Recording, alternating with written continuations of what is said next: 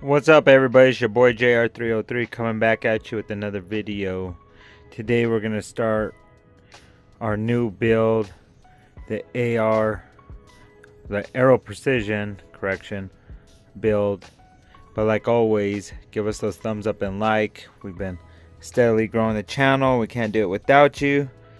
So please help us out. Follow us on Instagram at JR303 official, as well as we are on Rumble at JR303 official, I believe. Look at the links below.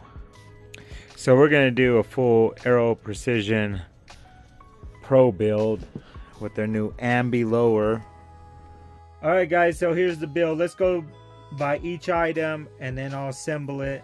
I call it an assembly build because it's not like we got all the parts fully assembled. So we're gonna be building it and assembling from parts. So let's start off. First off, we'll go through the Aero stuff. Here's our new Pro upper from Aero Precision with the Mod 4 15-inch barrel or 15-inch hand grip, hand guard, and 16-inch barrel. Has the A2 flash hider. It's the hammer forged barrel with the chrome lining. So we got this. I bought it. It's not really a complete upper because, let me show you guys. So I didn't get it with the bolt carrier group in this. So when you buy it, the Aero Precision Pro, like you could buy the full rifle assembled, but like you could tell with pricing, you might as well assemble it yourself because you can get some better parts included. So here's our Mod 4 forward assist. Has a full rail on the top. This is really cool. Has the quick connects for your slings, and they're steel reinforced. We got their enhanced buffer tube. Show you what that is. Machined aluminum T6. Nothing really mil spec. I think the coating on this is just better. I've seen the standard, but that's what the enhanced version is. We got their new takedown pins. They're called easy install pins, so we're gonna have fun with that. We got the M4 E1 parts. Then we got our pins for the hammer pins and all that for nitride, I guess, nitride coated. They said heavy duty, so I got them. This is all I need. We're gonna be using this for the trigger. And then this is what we have for our bolt carrier. So this is what I'm saying, like when you buy the Pro fully assembled, they don't even give you the Pro bolt carrier group. They give you the regular nitrided basic bolt carrier. So this has been magnetic particle inspected. They have, I forgot the mark. They do that so you can assemble this back every time to reduce wear. Everything is coated. Do a little test. It's good. This is, I believe, Malinite or I think it was nitrite. I have to look. But anyways, here's the info. We'll put a flash. It's a 5.6. Machined from 4140 still, heat treated. Shot peen, phosphate finish. Okay. Yeah, so they got some good metals. We'll flash it up on the screen. And then the carrier features. So I guess the gas key is nitride finish. So that's why, like, the pin, you guys seen the firing pins also coated and everything. So they did good staking, it looks like. So it's the M16 style. So this might be good if we ever go to like a FRT trigger. Should be able to handle it. And then let's get to the lower. Okay, so this is the new ambi lower. I personally think the design and everything is the best. I've gotten into arguments, guys liking the Radian lower. They say it's ambient, it's not. You have to, they have a bolt release and then hold open with the mag release. If you hold it, it'll hold the bolt. I think overall the best design is this. I've seen multiple Daniel Defense and all them. I just think this design is just superior. We're gonna have to run it, but I mean it's a lower, so it should do good. But this is where I had the issue, like I did in the 308, the lower. So everything's good, the finish is good, but their new ambi came with pitting.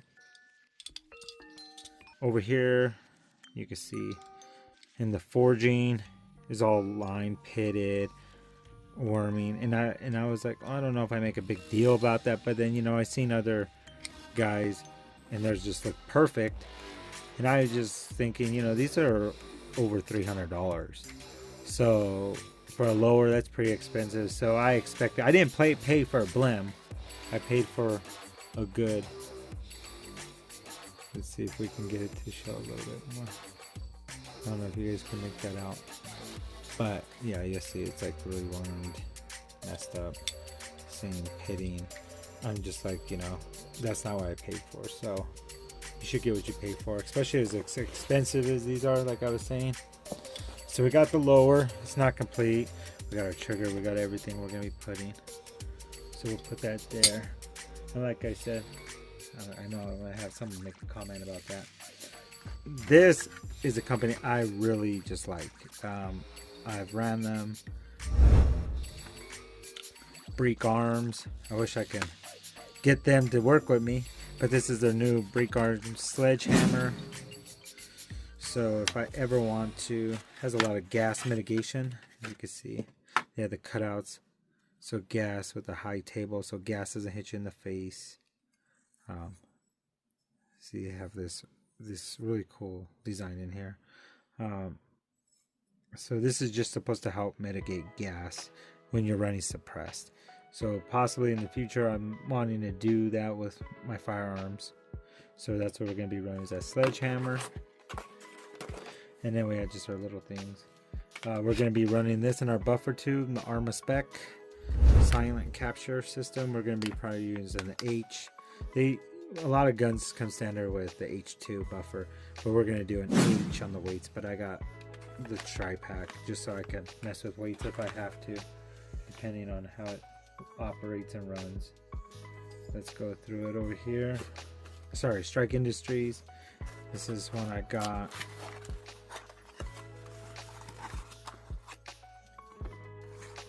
Let me show you what it looks like. This is their Tribus and hand. It's a castle nut extended end plate. I got this. I haven't actually seen very many unboxings of this. The Tribus 2. I like it. Comes with tools. See if it comes with anything else. No. So this is what it comes with. Has your sling adapters there for your quick connects there, and then has right there your pins. So once you get this locked in, you're going to tighten those down, your castle nut, and it'll hold your buffer tube on. So this should be good. Yes, it has that. So we'll be doing that. Okay. And let's go down the line. Let's go this way. We're going to be running a Trigger Tech. This is another one I haven't seen very many unboxings. This is their adaptable trigger. So the diamond goes from 1 to 4.5, and this is 2.5 to 5. And it might, don't hold me to that, it might be 1.5 to 4 like this. But I believe it was the 1.5 to 4.5. But this is the adaptable one, because I'm going to be running this more on, like, I thought about doing some comp stuff, but I was, just because I'm at the range doing tactical stuff, I wanted to be able to play with my triggers here. It's a flat face trigger, Trigger Tech. There's the info. It's not open yet, I don't think. So anyways, but we'll be installing that in a second. Alright, so here we are. Here's our trigger. This is what it comes looking like.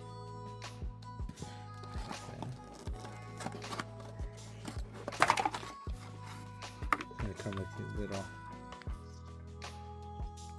patch, and then it gives you the little directions. I'm not going to go through all this. Someone says that my videos take too long going through each thing, but you could pause it on that. I'm sure you could look these up and find out information. Trying to grow, guys. I need your suggestions. Keep it respectful, you know.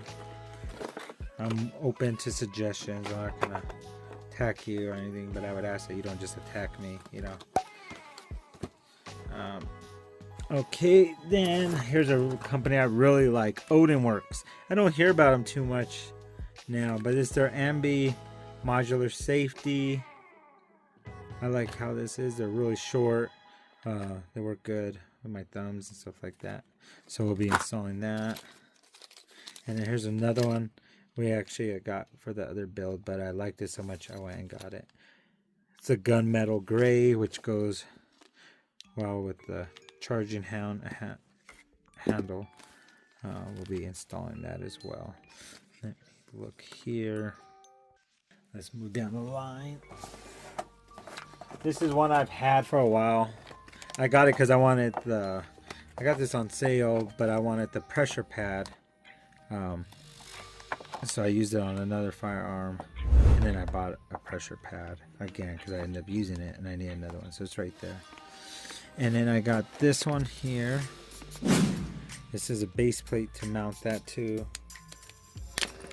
The handguard. This was really expensive. I think 80 bucks or something. Schaefer's. But so it goes on, and then you can screw the pressure plate directly onto this without doing the 3M stick. So it has everything you need right there. So we'll be doing that. The Streamlight there is, let me see, I'm trying to remember which one this was.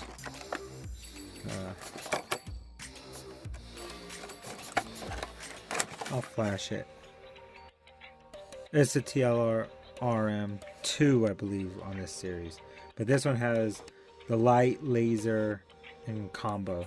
So that's pretty cool. I'll try to use that. And then let me reach over here.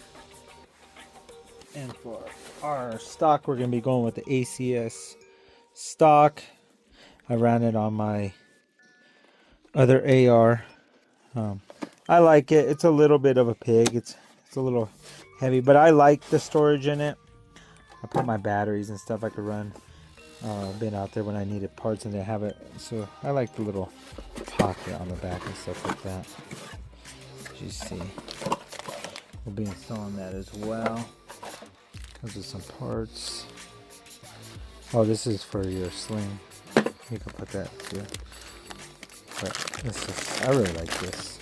Like I said, she's a little bit of a Bertha, but I could put my my repair parts right in there. Come with a little bullet for installation. It's a little fake one. You can put stuff in there. Extra batteries. It's really important. I like this. This is why I really like it, is this, because when I set it, I lock it down. This just does not move. Gives me a really good platform. So that's what we're going to be running. Later on, I will be putting some more things on it. Optics. I'm going to have some options. I'm going to show you guys what we should do. So we'll get into assembling this.